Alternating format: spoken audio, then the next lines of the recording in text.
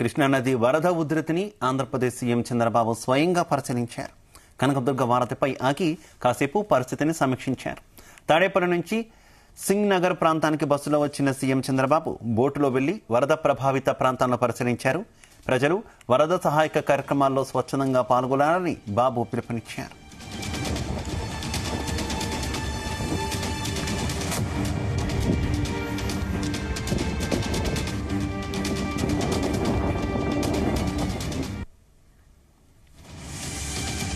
అటు ఆంధ్రప్రదేశ్లో కురుస్తున్న భారీ వర్షాలతో ఏపీ ప్రభుత్వం అలర్ట్ అయింది.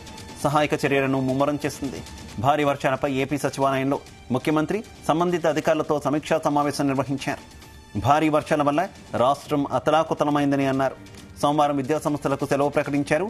ప్రైవేట్ స్కూళ్లు, కాలేజీలు కూడా సెలవు ఇవ్వాలని ఆదేశాలు జారీ చేశారు. సహాయక చర్యల నిమిత్తం లంక గ్రామాలకు అవసరమైతే హెలికాప్టర్లు పంపుతామని అన్నారు. మరోవైపు వరద బాధితులను ఆదుకునేందుకు 25 కిలోల బియ్యం, నిత్యావసర వస్తువులు బాధితులకు ఇస్తున్నట్లు చంద్రబాబు ప్రకటించారు. అలాగే మత్స్యకారులు, చేనేతలకు అదనంగా 50 కేజీల బియ్యం ఇస్తున్నట్టు తెలిపారు.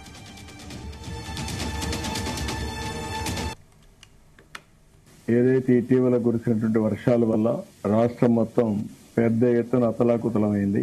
ఎప్పుడు పడనటువంటి వర్షపాతం ఇక్కడ నమోదయ్యే పరిస్థితి వచ్చింది. వచ్చవాయిలో దగ్గర మీరు చూస్తే 32.3 సెంటీమీటర్లు అంటే 323 మిల్లీమీటర్లు వర్షపాతం పడింది. జగ్గయ్యపేటలో 261 మిల్లీమీటర్లు అంటే 27 సెంటీమీటర్లు వర్షపాతం పడింది.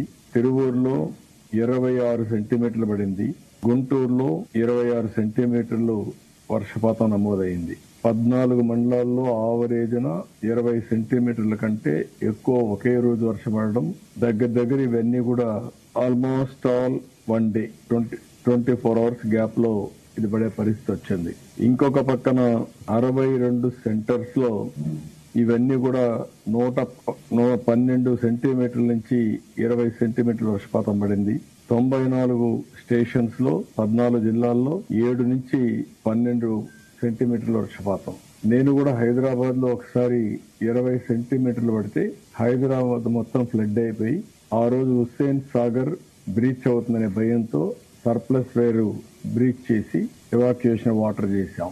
అది గతంలో జరిగినటువంటి ఇది. దీనివల్ల విపరీతంగా విజయవాడ, గుంటూరు 2 సిటీస్ కూడా మెరుగనయ్యే పరిస్థితికి వచ్చాయి.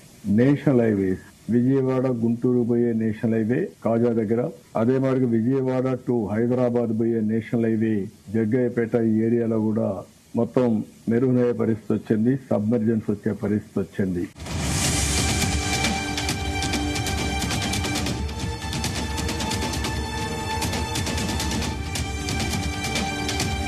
రైట్. కృష్ణానదిలో కొనసాగుతున్నటువంటి వరద ఉధృతిపై ఆంధ్రప్రదేశ్ ముఖ్యమంత్రి చంద్రబాబు సమీక్ష నిర్వహించారు. స్వయంగా ఆయన కనకదుర్గ వారధిపైకెక్కి ఈ వరద ఉధృతిని పరిశీలించినటువంటి పరిస్థితి. ఇక అధికారులు ఇదే విషయానికి సంబంధించి మరింత సమాచారం మా కరెస్పాండెంట్ నాగేశ్వరరావు అందిస్తారు.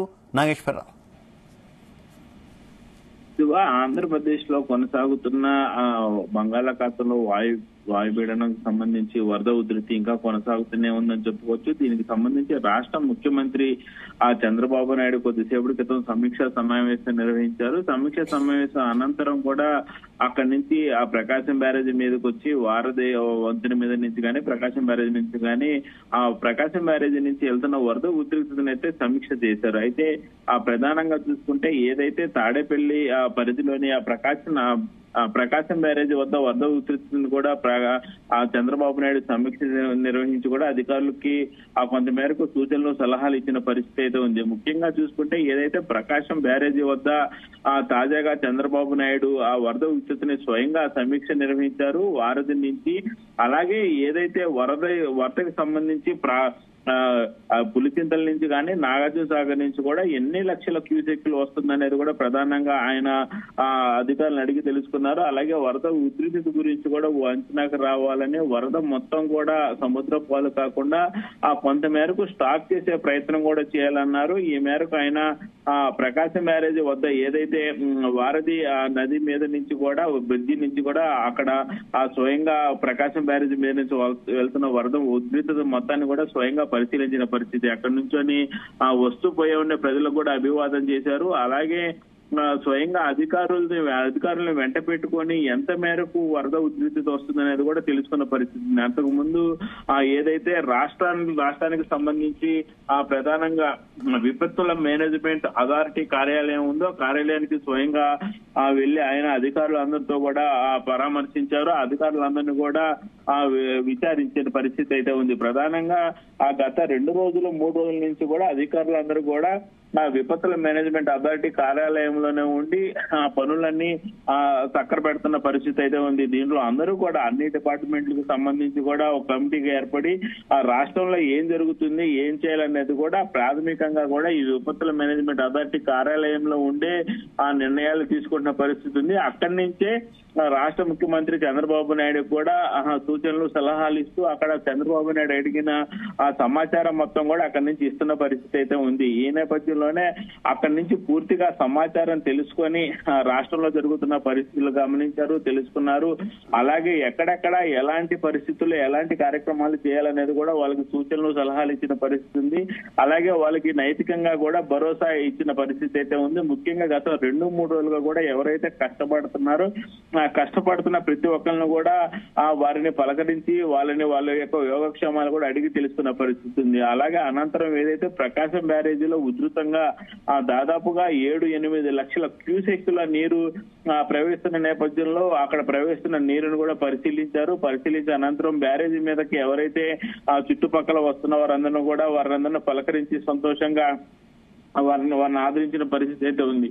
ఈ నేపథ్యంలోనే రాష్ట్ర వ్యాప్తంగా కురుస్తున్న వర్షాలు ప్రధానంగా కూడా ఎక్కడెక్కడ ఇబ్బందికర పరిస్థితులు ఉన్నాయి, ఎక్కడెక్కడ ఏ విధంగా కార్యక్రమాలు చేపడుతున్నారు, ఏ విధంగా ఏపీ డిజాస్టర్ మేనేజ్మెంట్ అథారిటీకి సంబంధించి కార్యక్రమాలు ఎలా జరుగుతున్నాయని కూడా ఆయన స్వయంగా సమీక్ష నిర్వహించారు. సమీక్ష నిర్వహించిన సమయంలో ఆయనతో పాటు రాష్ట్ర హోంమంత్రి అనిత కూడా ఉన్నారు. అనితకు కూడా పూర్తిగా సూచనలు సలహాలు ఇచ్చిన నేపథ్యం. కానీ ఎట్టి పరిస్థితుల్లో కూడా విజయవాడ పట్టణంలో ఎవరికి ఇబ్బందికర పరిస్థితులు ఉండకూడదని సూచించారు. ముఖ్యంగా ఏదైతే నిన్న కొండ చర్యలు విరిగిపడి 2 ప్రాణాలు కోల్పోయిన పరిస్థితిలో వారికి కూడా రాష్ట్ర తరపున పరిహారం అందించమని సూచించారు. ఆ రకంగానే రాష్ట్ర పట్టణాభివృద్ధి శాఖ మంత్రి నారాయణ వాళ్ళకి నష్టపరిహారం కూడా అందించిన పరిస్థితి ఉంది. అలాగే ఏదైతే వరద ఉధృత వల్ల ఆ పట్టణంలో విజయవాడ నగరం పట్టణం మొత్తం కూడా వరద తాకిడికి పాడైపోయిన పరిస్థితి. వెంటనే యుద్ధ ప్రాతిపదికన కూడా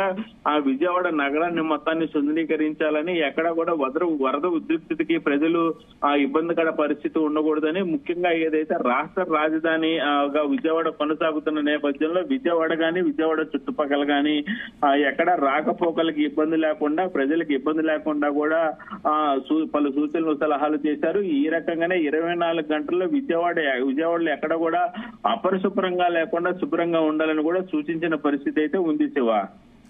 ఓకే నాగేశ్వరరావు, థ్యాంక్ యూ.